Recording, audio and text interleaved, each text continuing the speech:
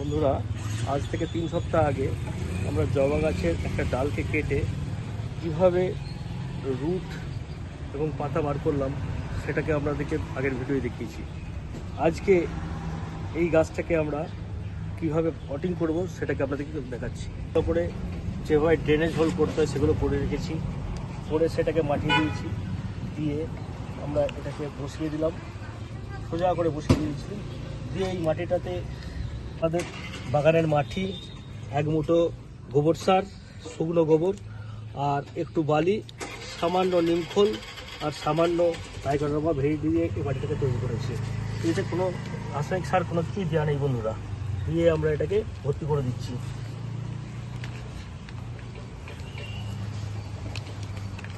একটু চারদিকটা চেপে চেপে দিলাম, দেওয়া হয়ে গেল বন্ধুরা। আমাদের পটিং শেষ হয়ে গেল। পটিং কমপ্লিট হয়ে যাওয়ার পর এটাকে আমরা ভর্তি করে জল দিয়ে দেবো। আমাদের এখানে পটিংটা শেষ করলাম।